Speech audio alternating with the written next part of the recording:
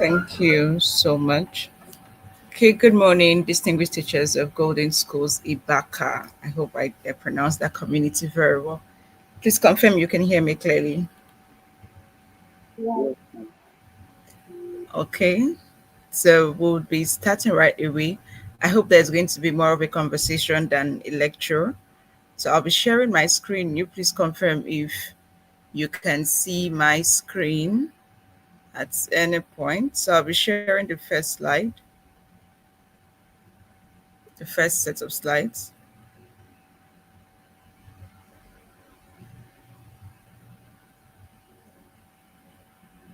Can you see anything on the screen? Yeah. Hello. Can anybody see anything on the screen? Mm. Is someone talking, please? Ma, we are not seeing anything. Okay. All right, please just hold on.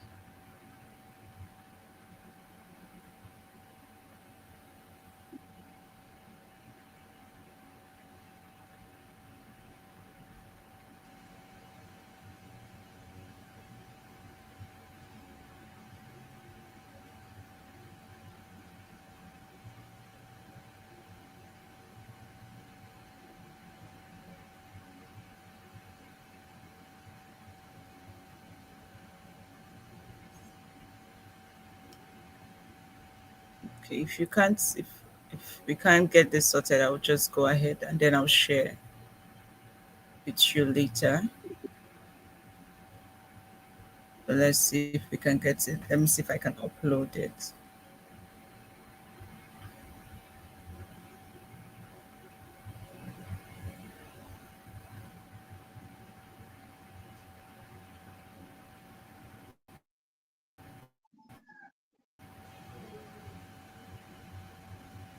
Okay, it's uploading.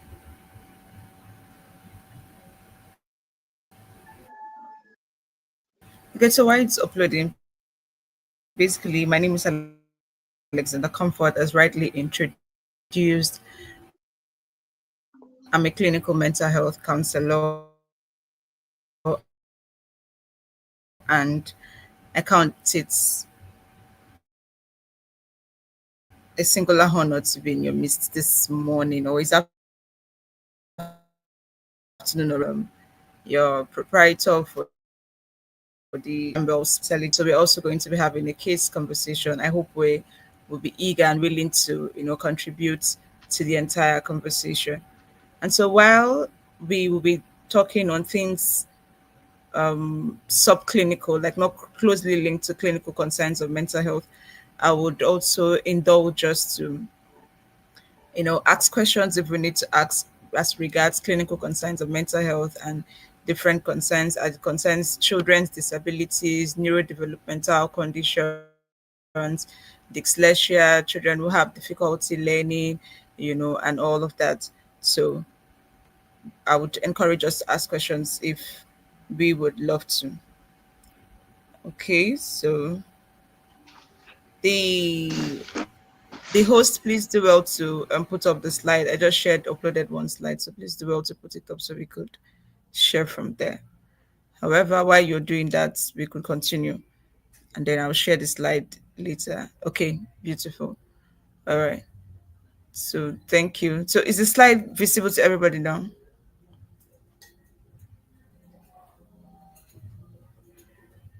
Is it visible to everybody now? Yes. Yes, Yeah. ma'am. Is it visible?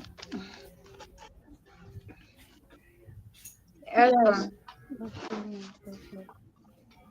You can't see it? We can Ma, see we it, can ma'am. see it. Okay, okay. All right, let's continue. Okay, so like I said earlier, even though we are going to be talking a bit away from the whole clinical mental health stuff, but indulge you or encourage you to ask anything you would want to. So, from the first slide, as you can see there, is that the World Health Organization tells us that 1 in 7 children between the ages of 10 to 19 is living with a mental health condition, and then 1 in 4 adults, which of course you fall into as staff members of Golden School Zibaka, is living with a mental health condition. Now, the question is, if 1 in 7 children between ages 10 to 19 is living with a mental health condition, and then 1 in 4 adults is also living with a mental health condition. So, what happens if one of those children that are living with mental health conditions comes to is in your class, and then you yourself as a staff, you're dealing with a mental health condition, and both of you have to collide? What happens in that scenario? So you ask yourself, if 1 in 7 children actually have a mental health condition, and then 1 in 4 teachers in Golden Schools, Ibaka has a mental health condition, maybe not so severe that people can spot. They've not started pulling clothes yet. They've not started running and chasing things that are not chasing them yet. They've not started talking irrationally. They are just within the level of mental distress.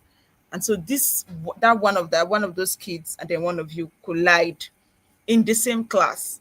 What will happen? Will the school be on fire, or you will have a way to contain the situation? We'll come back to the statistics. So here's our roadmap for today's section. For the next 1 hour we'll be having this session, we are going to be discussing on how to manage emotions and energy, particularly in the classroom. We're going to also be looking at influencing through empathy and connection. Influencing through empathy and connection, because whether you like it or yes, you are an influencer. And when I say influencer, I don't mean social media influencer. I mean classroom influencer, because you influence the students, the pupils, the children that you are teaching. And so you have to influence through empathy and connection. And then lastly, we are going to be looking at staff room leadership. So this is the roadmap of all of what we are going to be discussing today: managing emotions and energy, influencing through empathy and connection, then staff room leadership. I would love to start with the staff room leadership, and then we'll progress to other parts of the conversation. Please, if at any point you stop hearing me or I get disconnected, please do let me know, so I don't talk to myself for like one Yes, hour ma'am. and then come back to talk again. All right, so staff room leadership. When you hear the word staff room leadership, when I mentioned it, what came to your mind? Staff room leadership. So when we hear leadership in schools, we basically just think it has to be the principal, the proprietor, the head teacher, the form teacher. That, I don't know if you do form teacher in your schools, where a particular teacher is in charge of primary one, a particular teacher is in charge of primary two, and then they make results and produce results. And I don't know how you do it in your school.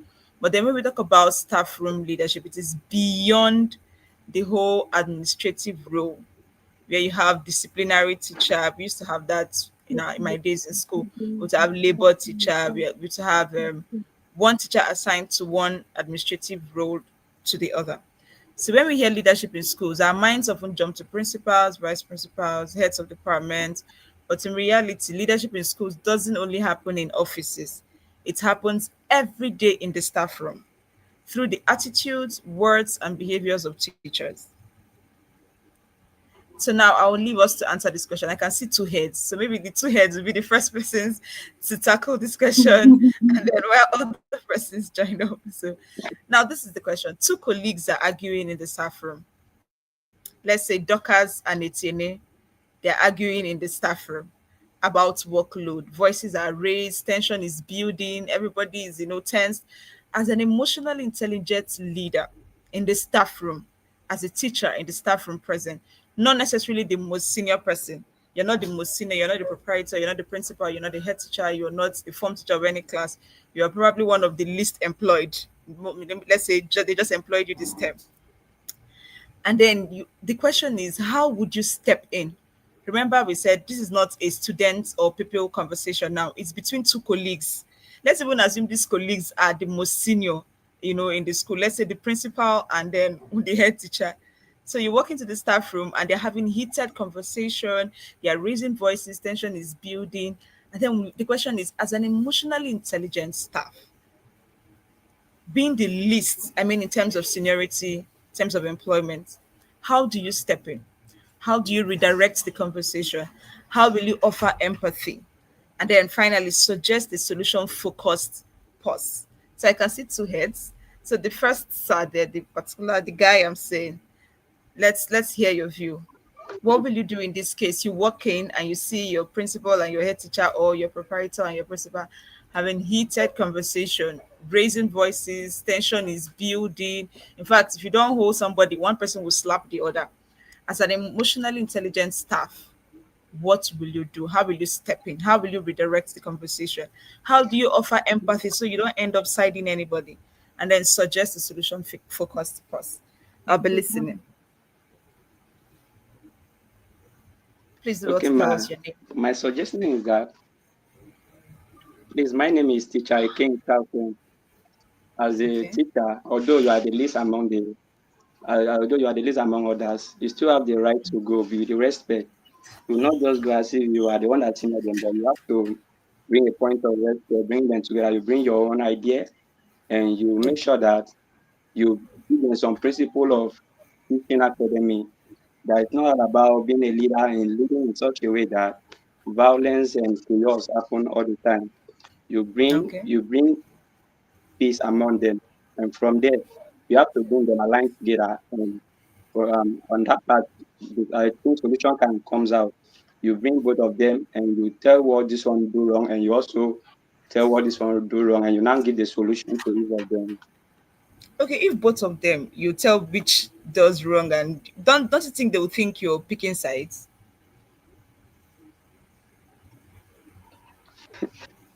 Don't you think they no no, let's be Although, practical. madam, Let's be practical. Don't you think they will think you're picking side?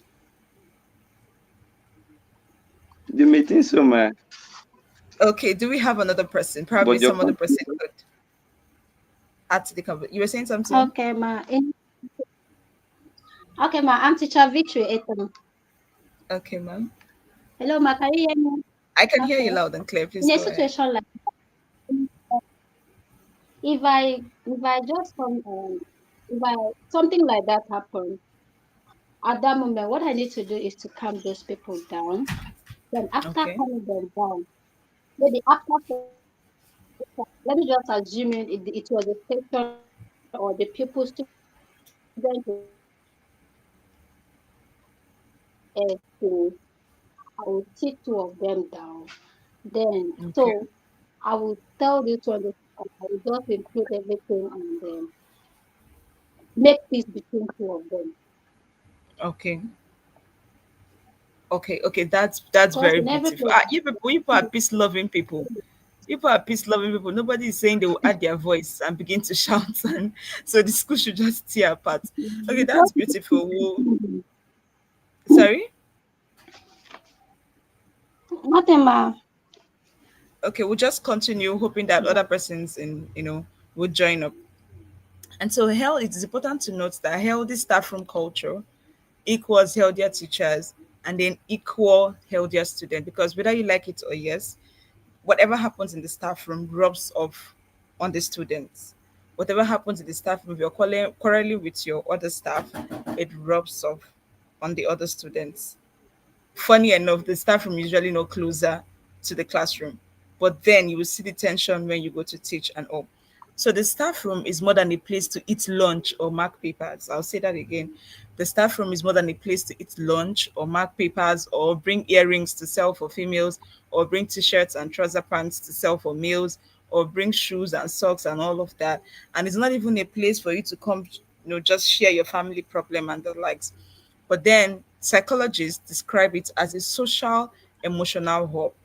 Psychologists say the staff room is a social emotional hub, because I usually say that when you have a mental health problem and then the mental health problem follows you from your house, from your family to the workplace, it automatically becomes a workplace problem. Say if you're living with a spouse that beats you all the time, and then male or female, regardless of the gender, and then you move from your house with dark circles around your eyes, your mouth with sores because of the beating and all, and then you go to work, it becomes a workplace problem. Because if your eyes are all swollen, with dark circles, you have to wear a dark shade. If your mouth is filled up with injuries and all, you have to wear a face mask. And so that day you will not be able to communicate efficiently with this other staff or even the students. So whatever problem you carry from your house to the workplace, it automatically becomes a workplace problem. So psychologists said the staff room is a social emotional hub where the culture of a school is either strengthened or weakened. What happens there, whether encouragement, gossip, problem solving, conflict, whatever happens in the staff room spills into the classroom. I mentioned that when I started earlier, and I said healthy staff room culture equals healthier teachers, and then equals healthier students. And so this is why we call it staff room leadership. Staff room leadership, the ability to influence colleagues positively, even without a formal title. So even without a formal title, even without being a proprietor, even without being a principal, even without being a head teacher, you'll be able to influence your colleagues positively, because whatever happens in the staff room spills over to the classroom. Now, from a school effective lens, staff room leadership is about role modeling. Please take notes. It's about number one, role modeling. Teachers who demonstrate professionalism, empathy, and positivity set a tone that others unconsciously adopt. You agree with me that if you have a teacher who each time he or she makes a comment, he will end it with that, or he wants to start a comment, he'll end it with that, or just one idiosyncrasy, and then or mannerism. You agree with me that it's only a matter of time you being close to that staff, you start sounding like that staff, or even saying things or using mannerisms that that staff uses. So if once the staff walk into the staff room, he or she hugs everybody, greets everybody, you start noticing that weeks after, when you walk into the staff room, whether you are the staff or not, because you are used to seeing this other staff, particularly the senior or one of the most senior staffs, you will join up and then you behave in like manner. So role modeling is actually a thing. Mr. Joseph, can you please mute your mic? So role modeling happens in the staff room. And then peer support also happens in the staff room. Mr. Joseph, can you please mute your mic? Thank you. So peer support also happens in the staff room, where teachers share strategies, you cover for a colleague in need, or debrief after a tough class. All of these things builds collaboration and reduces teacher isolation. So in the staff room, I've mentioned that role modeling happens in the staff room, peer support happens in the staff room, and also in the staff room, that's where norms are set. That's where norm setting happens. If the staff room normalizes negativity, these kids are hopeless. You keep saying bad things about the school and the kids of the school. It's also in the staff room that you drop the morale of every other staff or even students. Now, when I was in school, in secondary school, in my staff room, if you are a stubborn, let's say you're a stubborn student, and then your teacher wants to deal with you, the teacher don't deal with you in the class. The teacher picks you and take you to the staff room, and then you know that once you get to the staff room, you must take at least one stroke from every teacher. Even if they don't flog you like with cane, they'll flog you with their mouth. There's always that one teacher that will say, I know this girl is a bad girl. I know this boy is a bad boy. That's because in the staff room, they believe that one teacher can no longer handle the situation. So other teachers, add up. So norm setting happens in the staff room. That's where we normalize solutions, and that's where we normalize negativity. And that's where we also, increase innovations. And then lastly on this slide, in the staff room, that's where you observe leadership without position. Because I mentioned when I started that leadership in the staff room is far beyond being an administrative head. Even teachers without administrative titles often lead by influence through how they handle stress, conflicts, and collaboration. I gave an example earlier about role modeling, that whether you like it or yes, there's that one teacher that you've picked their mannerisms, or you've probably learned how to make a particular kind of meal from them in school, or you've learned how to flog. Many persons will say, I don't know how to flog, I don't like flogging children. But then there's that one teacher that knows how to flog more than you, that is a disciplinarian. So there in the staff room, that's where you lead without even holding any administrative position, because people learn from you, you influence people. And I started with saying that as a teacher or as a staff, you are an influencer in the classroom and in the school generally. And so you influence through the way you handle stress, the way you handle conflicts, and the way you collaborate with other teachers and even students of the school. Okay, so I also mentioned that, or it's worthy of note that the staff room is also a psychological ecosystem. Psychological ecosystem because teachers don't just bring lesson plans, they bring emotions, they bring their stressors, and they bring their different coping styles. Now, let me explain. If Mr. Eken, for example, if he lost someone and then he's bereaved, he's grieving, and then he comes to the staff room and he just announces, I lost, maybe let me not say mom or dad, let me say I lost one of my uncle, the one that trained me in school and all of that. And then he just said I lost somebody, and then he broke down and started crying. All the teachers will rally around him and say, oh, sorry, it's okay, it is well, oh child, my brother, what happened now, was he ill, what is he accident? And then everybody will start asking questions just for him to find succor. So in the staff room, that's where teachers bring their emotions, they bring their stressors, they bring their different coping styles. I mentioned earlier that if they used to beat you at home, when you come to the staff room, all these members of the staff there in the school, they will notice that you have blisters, you have dark circles around your eyes, and every other thing. So in the staff room there, you bring your emotions, you bring your stressors, you bring your coping styles. If you're having a bad day, it will reflect on you in the staff room. If you're having a good day, it reflects on you in the staff room. If you went for a particular class and the students weren't paying attention, or you realized that you taught 30 students, and then out of the 30 pupils or students you taught, 20 failed, it's still in the staff room that you complain. Please, can you hear me? Hello?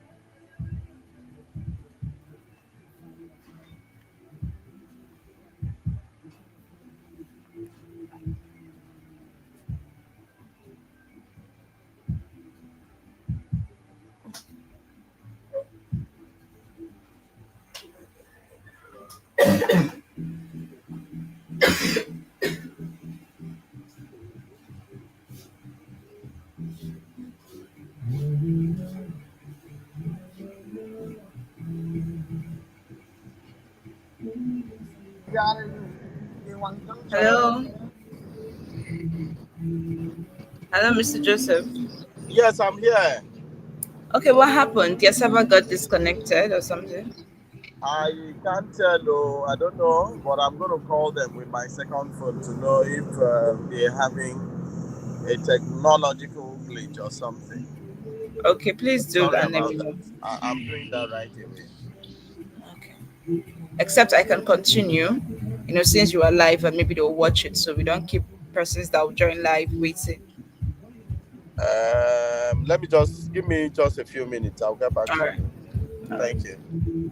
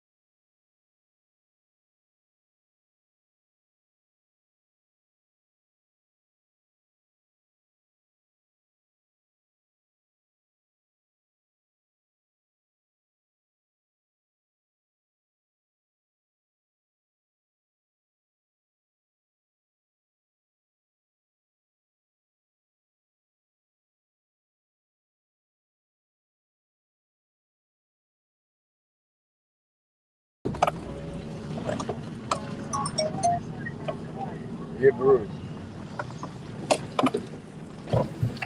I Okay, know. so as you can see, they're not here. They are saying they joined and they are not hearing you. I don't know if they clicked another link because I've not even seen them here. If I'd seen So them, I've I been would have I've been careful, like, updated them. Let me call again from a second. I just called yeah. them now. So can you just go ahead and on the session when they come, they will watch the replay because I'll soon be entering a naval base, which will not allow me to take calls. And that's what I actually said earlier. So I'll Please, just yeah, continue. sorry about that, please. Sorry, I think it's So I fine. don't know which link they clicked. Please confirm with them.